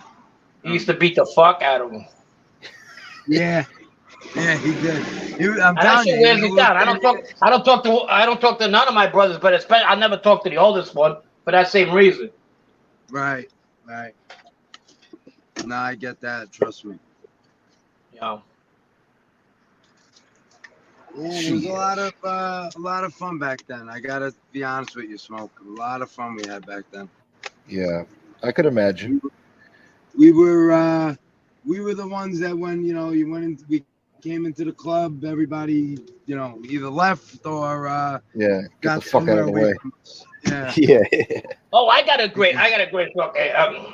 great question actually. Like because everybody's always like there was that fucking when they got into it, the Bath Avenue kids got into it, the 28th Avenue kids, right? Yeah. Over the OJ thing and all that, right? I'm not gonna ask questions. I'm not trying to. My question is, one was like apparently the Banana farm team, and the other one was a Colombo farm team. But yet, the Colombo guys and the Banana guys, as long as I remember, always being around my cousins and stuff, they got along well. Like Bobby Lino got along with Dino. Yeah. So I got along with Dino. Me and Dino were always friends. Yeah, where was this like animosity? I was it a one-time thing? Was it a 6-month affair? Because I always seen them guys always together. That beef was a short-term beef that was probably around 1992, 93. it didn't last long, and once Paulie G unfortunately was killed, it was over. It was over. No, yeah, it was over. Yeah, that's how it usually And, happens. Yeah. Yeah, I mean, I was always friendly with the younger kids. Like I was friends with Joe Caves. I was friends with Big Dino, but I was close to Little Dino and like Greg and like Anthony and Squirts and those kids. But Big Dino and Joe Caves, I wasn't really that close with, or the Kid McLaughlin or any of them. I got you. What about Paulie Galino? I know I he knew was a little Paulie. older than you. Yeah, I knew Paulie well. I knew him for a while, until he, passed away. But I knew him. What'd you think about him? He was a little crazy. Yeah, I mean, he was crazy. He was capable. He was a leader. But there was also other guys out there just as bad. Yeah. He was. When my father passed. No, it's just a small world. I remember my pop passed away in '96, and Dino was at the funeral, and so was Vito Guzzo, and Vito like looked at Dino like, "What the fuck are you doing here?" Because they're both Colombo guys. He goes, "No, that's my uncle." Vito looks at me, and goes, How many of you are there?" You know what I mean? Right. Because they got along. I guess they both knew of each other at that point. It was like 96, 97. Yeah. I see that was a bad year. Someone in the chat. Someone in the chat is asking if I know Sebi. Hold on, I'm trying. Yeah, Sebi. I was with Sebi this weekend. If he's talking about Sebi that worked at Pastels. Maybe talking about Sebi. Oh, maybe you're talking about that Sebi. Yeah, I knew him too. He's older than you. Yes. I knew him, or he could be talking about Fabritz's brother. I don't know. Oh, okay. I know a few Sebis, so I don't know. It could be Cavallo. I don't know which Sebi they're talking about. Yeah, there's a lot of Sebis. Yeah. You know a lot of people, Rob. When you got married, was it like a big wedding? Like a lot of wise guys there, a lot of people. I'm sure it was. I got no. I got married at El Carib. Russo's? Oh, okay. Yeah, El Carib. I wouldn't do Russo's. I got married at El Carib. There was probably like 350 people there. I had we were very close to Chubby Tavares, so he was very close to my mother. And Chubby performed there. Tavares, I don't know if you remember who Tavares is. I know Frank probably does. And I had TKA. Heaven must have sent you an angel. Yeah. TKA. Yeah, and I had TKA there too. Really? Yeah. Oh, good stuff. They were at a few of my friends' weddings. We know them. With K7, remember K7? Yeah. That was when they broke off. Yeah. Did his own thing, but yeah, TK was there and Chubby was there, and Chubby's son used to date my sister Dolores, and he was killed over buying pot in Florida. Somebody gave him like bullshit, and he went to go confront the kid, and as he was walking away, they shot him in the back. Wow. And killed him. 20 years old. Wow. Yeah, killed Chubby's son. So but me and Chubby, my sister, we always speak still. Vinny Chicken Cutlet says Sebi, the brother that snitched. Yeah, that's what we're talking about. Yeah, you want to talk about somebody who really didn't need to be in that life? Forget it. I don't know. He got dragged. I don't know how the fuck he wound up in there. He wasn't nothing like that.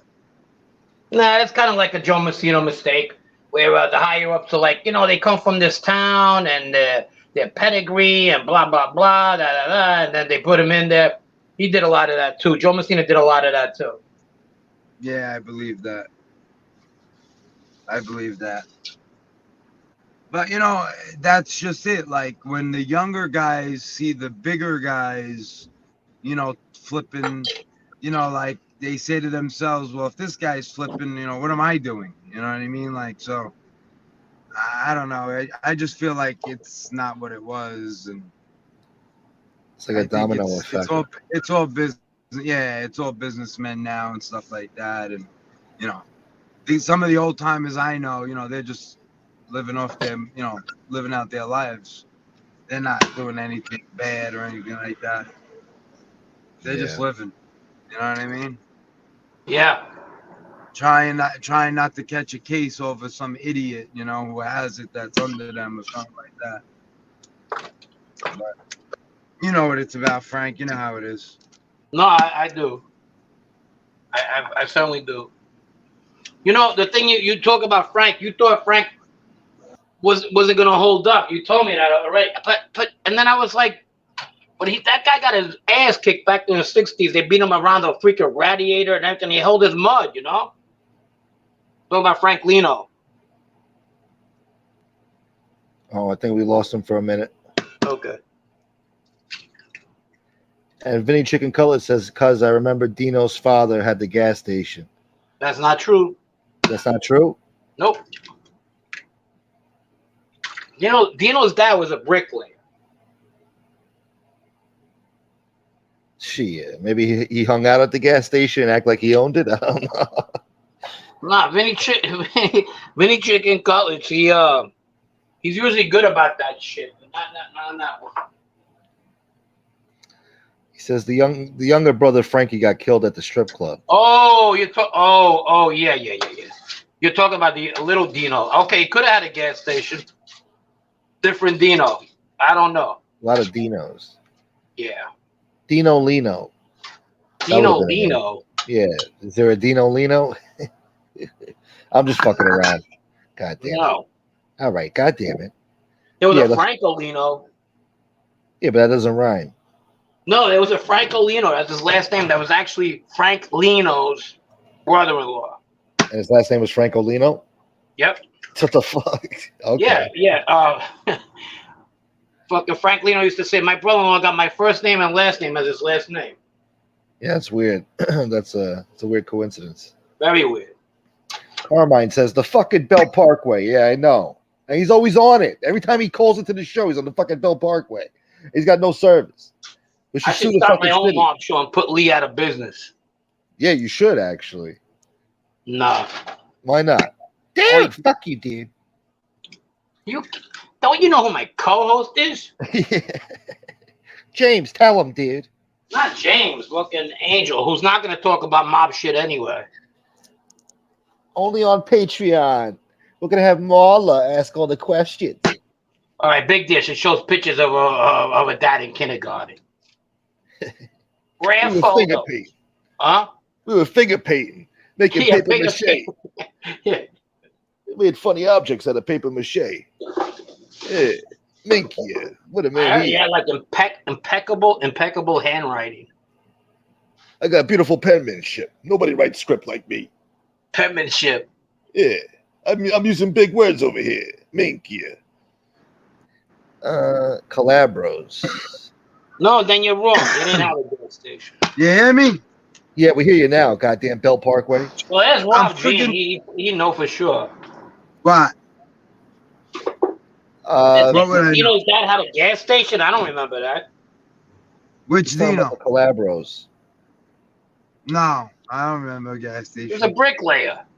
Yeah, he was a brick guy. Brick and mortar. Someone had the he was a funny bastard.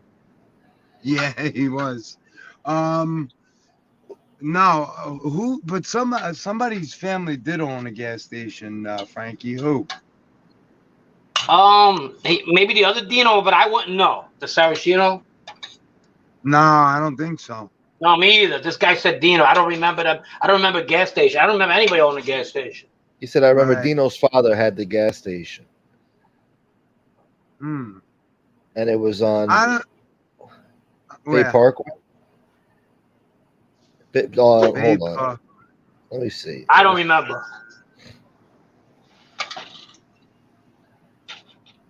And if Rod don't remember, I mean, he lived there. You know what I mean?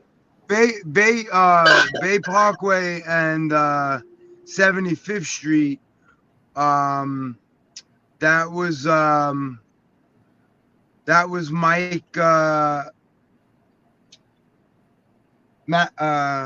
Mike Cantorino's place, if that's the place. But he owned it for like I don't 25 know. years. That was Mikey Cantorino's gas station on Bay Parkway. And Yeah, Chicken Cutlet said someone had the repair shop on Bay Parkway. I don't know. I'm not sure. You got me on that one.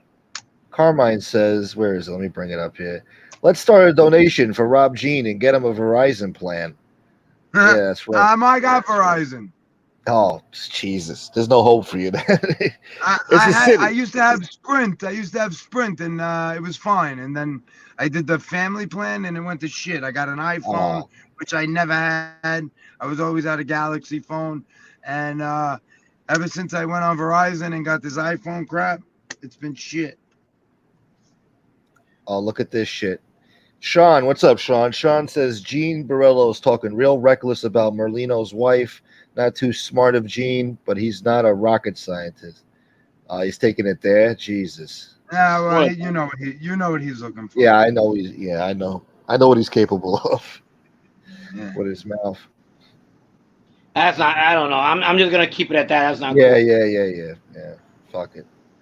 Let them make that mess for each other. You rather listen. Man, at the end of the day, you rather have a show where everybody comes here, has a good time, doesn't get into no fucking drama, and even if it's 200 less people, at least you're with people who are having a good time.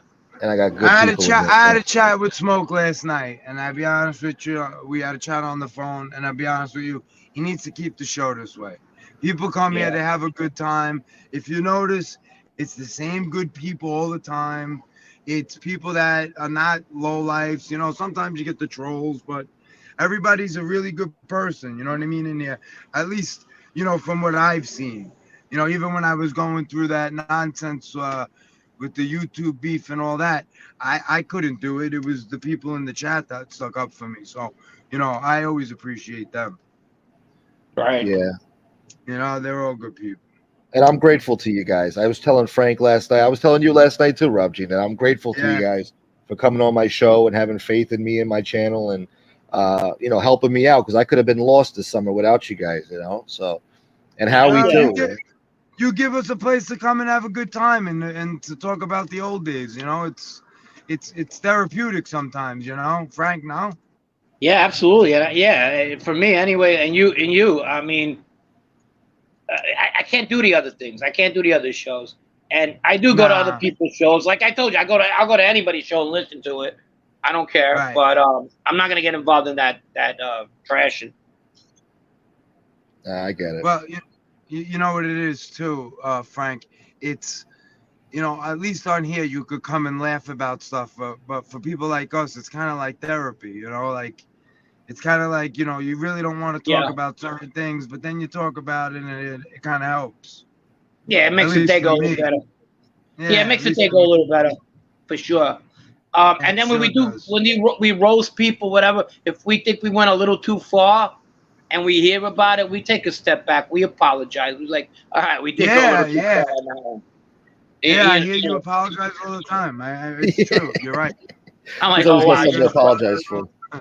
Yeah, well, I get in my groove. I don't fucking, you know, but I think it's funny, but it might not be funny to somebody else. It might be hurtful. So, you know, I mean, people got thin skin for being on these shows. And I don't understand it. I mean, I told somebody she liked a certain friend of mine and she went fucking ape shit. You know, she had to address it on her show. Wow. About liking Howie, you know. I never said I liked Howie. Wow, what are we, like in first grade? Who said he was handsome? I never said he was handsome. Yeah. Yeah, all right. I mean, okay, my bad. My bad. Yeah. Thank you, Fat Old Italian. $9.99 for Frank's Mob Show. Dude, you want to put me out of business, dude? Yeah. Thank you, Fat Old Italian. What's up, Benny? You know, I just wish for my own self, I wish that I just had better questions for you guys to like really pull out those great stories out of you guys to force you to tell those stories. Because I know you and Frank both have fucking crazy stories to tell. I know maybe Frank doesn't want to tell them on here because he's doing his own thing coming up soon. But as far as you, Rob, I mean, I know you got some crazy stories. I wish I knew the right questions to ask. You know, maybe I will one day. I don't know. I got to talk to you more. I got to pick your brain and see Yeah, what the I fuck hate the mob shit. I ain't gonna lie. Yeah, yeah. No, I get it. Yeah, I hate it. And I mean, Yeah, but you know, memory. sometimes some of the good stories are not mob stories. You know, like some of them are. Yeah. Well, the you monkey know, story, the mobbed up monkey, was hilarious. Oh, let me take that back. You know what I don't like? I don't like stories where I was a piece of shit or a shithead. You know, nobody likes to look back at themselves the way they were, and there's a lot of them. You know, so I try not to, you know. A lot I of don't bad take memories. glorifying baseball back somebody, stabbing somebody. I don't do that. It's like fucking. It's like, I mean, what you learn, you know. But if my book about me has to come, either I like it or not, I have to fucking bring it out, you know. Right. I like the reception. Everybody says, "Hey, you know, he's not a bad guy." Well, I like that better than people saying, "Oh, you know, he's a tough guy." Well, you know what I mean? Mm-hmm. I'll save that for other people. I had somebody about 10, 15 years ago reach out to me about writing a book, or they were writing a book. Sure. And a couple of people in my family came up in the book, and they approached me about it to let them know whether the stories were real or fake or not. And I told them I didn't want to be involved. Right. You know, I don't want nobody telling my story but me. You know what I mean? Well, and listen, if anybody's gonna fucking at the end of the day make anything out of it, it's got to be you. Exactly. Right. Yeah. Nobody's gonna prop on what you have to, what you went through, bad, good, the happy times, the bad times, the sad times. That's your story to tell, and that's it. You know. Yeah. That's why even on here sometimes I'll tell stories because there's so many of them. You know, like you could write books for days. You know what I mean? There's just so much shit that happened back then. You know, it's crazy. It's crazy. I mean, you name a place, you know, there's stories about it. You name a beef or something like Yusuf Hawkins or, you know, something like that. You know, there was a lot of stuff that went on back then. You know? Yeah. Jason, that's a great question, actually. Go ahead, Gubs. Jason Mikesell, thank you for the $10, brother. That does help me survive the ghetto in Northeast Queens here. But I got the lovely Maureen here. She says, I got a question. Hold on. My throat's fucking with me. With everything you have learned up to today, going back, would you two have done anything differently? Yeah, of course. Me personally, yeah, of course. I would rather be with my family or with my friends at a neighborhood bar. I don't give a fuck what I'm doing for a living, electrician or wherever, working anywhere, you know, fucking just working and doing whatever and living life and with the people I grew up around. Not where I am now, you know, but I go with it's too late now. You can't turn back. It is what it is. I just would have made different choices. What about you, Not me. Rob? I mean, I lived the life. I lived the life the way I wanted to live it. You know what I mean? I learned from a young age what not to do, and I just stayed away from doing those things. And yeah, I just wanted to be a good husband, good dad, good employee. You know, like I don't know. I wanted to make something of myself. Yeah. And it sounds like you did. You know, I mean, and thank you. It sounds like you did, and that's great. That's great. He's a survivor. I regret being like Rob. How about that? He's still in the neighborhood, still hanging out with his friends, doing his friend thing. Doesn't have to be fucking, you know. That's what I would. Yeah, I mean, listen, I'm at a point in my life where, you know, I just nobody's gonna tell me what to do, what not to do, and I just live my life the way I want to. You know what I mean? I mean, don't get me wrong. I run a business, and it's very stressful. But, you know, I live my life the way I want to. You know? Right. Well, like my mom said, you know, my mom comes from pedigree. My dad comes from that pedigree, anything like that. Did my mom want me to be fucking locked up and go? No, she didn't want me. Definitely didn't want me to be a rat. because that's what she grew up on. But she definitely didn't want me to be a gangster either. You understand what I mean? And and that was it. That was we begged to differ, and I got in trouble, and that's what happened. Because she knew what it would lead to, Frank. She was just looking out for her son. Yeah, she went through that with her family. So and it is what it is. Right. Shit. Well, what I do, I fucking, if I could take it back and sell ice with fucking fish in Minneapolis, I'd do that too. Yeah, I hear that. No, and I'm that serious. Yeah, that prick is in here too. No, I seen him. I seen him. Oh, which one? The fishy boy. I was there yesterday. You're lucky I didn't have a fucking 12-hour standover and I didn't know where you were, motherfucker. I was at the airport in Minneapolis. Yeah, he had a stopover, huh? Yeah, I wish I knew where he was. I would have thought about fish. Yeah, like I wonder where this prick is right now. Joey Frakes, thank you so much, bro. Thank you for the kind words. You too, Timothy Sullivan. And I want to thank Carmine S. for sending me the Cash App. He says for surviving the ghetto. Thank you, brother. That helps me survive. You guys are great, man. Hey, what's up, Lance? Well, Lance is there. I just seen Lance. Lance wants to do the picks on Sunday. He's he's gonna be, what do you call that? Our substitute pick. Yeah, our acting substitute. The acting picker. Yeah. What's up, Terry Lynn? How are you? I'm looking at everybody now. Well, yeah. We got Vinny. We got everybody here. This is good. Good show, bro. No, awesome show. You guys made it what it was, man. What it is. So I'm grateful to you guys. I really am. I wanted to make a community post thanking all of you guys, but I don't know. Frank said he'd be embarrassed by that shit, so I'm not gonna do it. But it's your show. You do. You're the one who made this show. This is for me anyway. Personally, it's one of the best shows. No drama, no bullshit. No going after people's wives, daughters, all that other crap. Nobody going to nobody's house and whatever. Yeah. I don't want to be engaged in that shit. I've tried to stay away. Who the fuck wants that? Yeah. That shit. I want to put that shit behind me. I didn't feel right when I had to do it in the first place, because there's been times where I've had to do some things I didn't want to do, but I felt like they were necessary at the time. But you know what? It's all ignorant bullshit, man. It's stupid. That's not what I'm here for. I'm not here to attack people. I never was. I want to address Fish. I'm sorry. Oh, here we go. Fucking Frisch. All right. Easy, Frank. See what happened. Oh, you fucking asshole. Listen, prick. The day you hold me by my fucking throat and take a picture of it, and I know who you are, and I don't do nothing about it, I'll go suck dick. Wow, I came back at a bad time. Yeah, you did. The phone was ringing. I'm sorry. Oh, okay. No, that's all good. It's fucking Fish. He's a ball breaker. This fucking. Show me who you are, and then I'll give you the opportunity. That's all. I'll make a nice rat out of you, and you're good. This guy's gonna get filleted one day. What is he saying? I can't see nothing. He's just talking shit like he's gonna do something to Frank. I was in Minneapolis yesterday. He said you could have come to look for me, and something would have happened to you like somebody else. Take that fucking icy card. That ain't gonna happen. You either kill me right there and then. That can happen. Not from you. I'm pretty sure not from you.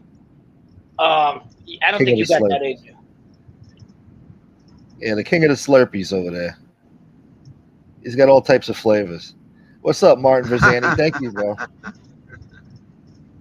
Oh, you need Fish on the chat. He breaks balls. He's good. Yeah, he adds a little spice to it. He's spicy. Obey. Yeah. Obey. You know what Obey is? That's I didn't even know what it was either. Yeah. Obey was fucking. It's that stuff they put on in the Mid-Atlantic on everything. They put on shrimp. It's a seasoning. They got a good hot sauce on too. crab legs. It sucks. It sucks. The hot sauce is all right. It stinks, like Merlino would say. It stinks. Yeah, it's like when Henry Hill went and he got ketchup on his pasta. Obey is on everything when you live down in the fucking Mid-Atlantic. Ketchup on the pasta. Shit. What's up, FBS? Crazy. And Lance goes, Frank, I never liked that on Christmas shrimp. What's up, Chris? What's up, FBS? How are you, bro? What's going on, bud? You put them on the shrimp balls. Yo, Put him on these what up, fucking Yo, I balls. gotta cut out for a minute. I gotta cut out for a minute. I'll be back. All right, brother. Actually, All right, I gotta I'll talk shut to you down. in a few. I gotta shut down the show in a couple minutes anyway. But I'll be Why? live tomorrow. Basta. Play Basta for me. Basta. I'll But yo, talk to you after. yeah, Rob, I'll call you later. All right, brother. Rob. Yeah, give me a buzz later. All right, brother. All right, guys, be good. Have a good one, Goodbye Rob. to Have a everybody good in one. the chat. You too, Frankie. Yeah. Bye-bye, guys. I like Rob a lot, man. He's a great guy, man. No, Rob's good. Really nice guy to me.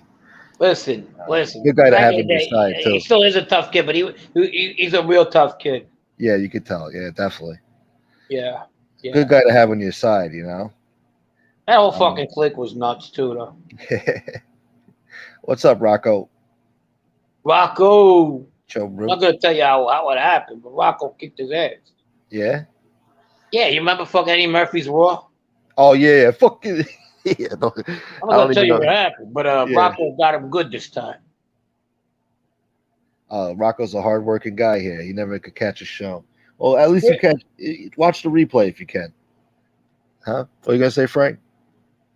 I'm getting a call from somebody.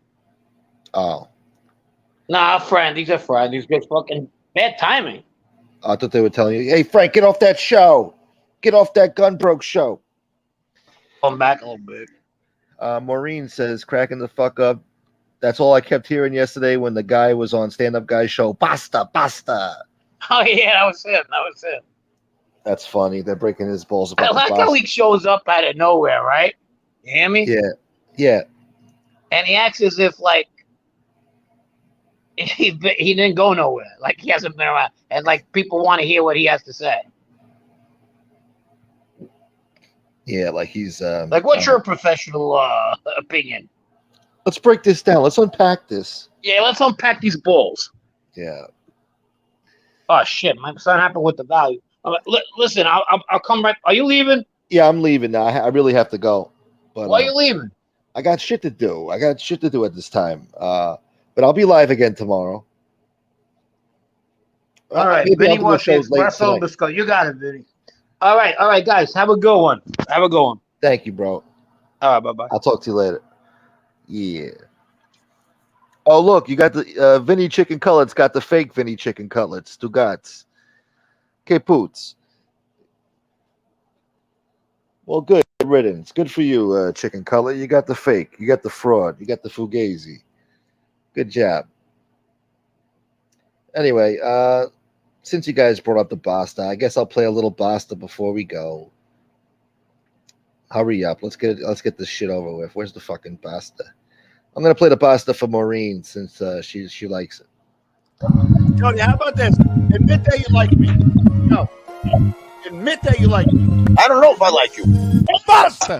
Basta! I know you fucking like me. I know you like me. Don't bullshit. Because we get along. Privately, we get along. Yo, did you learn this today on your psychology show? What psychology show? Are you impressing your fucking woke friends out there? The fucking the new normal, the cancel culture. Is that who you're impressing with this fucking talk? Right. Listen, you're talking to a real fucking man here. You want to be in a mouth so guard, why right? don't you act like a man and stop acting like? Then start acting like a man. Start acting like a man. I'm talking to you and saying, let's I am squash acting like this. a man, you fucking homo. Now I'm a homo? Yeah, you're a fucking homo. You paid that woman to fucking marry you. Hold on. Enough. Basta. Fucking wife. You cut the shit. I'm out. You're a fucking jerk off. You vapid piece of shit. You know, you have the massage protecting your family, the DEFCON 4, all that bullshit. Okay, just because I have a friend who's a security consultant. Hold on. I got a friend who's a security consultant, and I seek out his advice, and he does an executive protection. I reach out to him for advice. That makes me a jerk off? That makes me a jerk off? Basta! You're a fucking jerk off. Yeah. Tony Ducks, that's a true story. You're right. Tony Ducks has been around since the beginning, so he knows full well, you know. Ungrateful son of a bitch. Yeah. Oh, Sally. Thank you for the $5. She says, I hate Old Bay. I actually threw the hot sauce away because I only use it a little bit, and it's been sitting in the fridge for months now. And I'm like, fuck it. I got a new hot sauce now. I don't need this Old Bay bullshit. I like to try new hot sauces, but it's usually a miss. It's all a hit and miss, but very few hits, a lot of misses. Anyway, I want to thank Jeff Nadu for coming on the show today, and again, condolences to his family. His father just passed away the other day on Wednesday, but he's handling it pretty well. He's a strong dude, so shouts to Jeff and his family. Keep him in your thoughts and prayers if you do that sort of thing. I want to thank Rob Jean, of course, my man, really great guy. And of course, Big Frank. Thank God for these guys, They've been a blessing to my show. Howie, too, But really, Frank and Rob Jean, I'm really grateful to everybody, And then all you guys in the chat, too, Especially Sally. Sally, I can't thank you enough, Sally. You really, you always show me support and love, and I appreciate you very, very, very much. All of yous.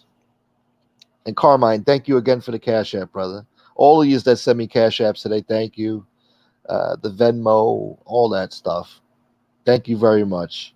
I hope you enjoyed the show. I'll be live tomorrow.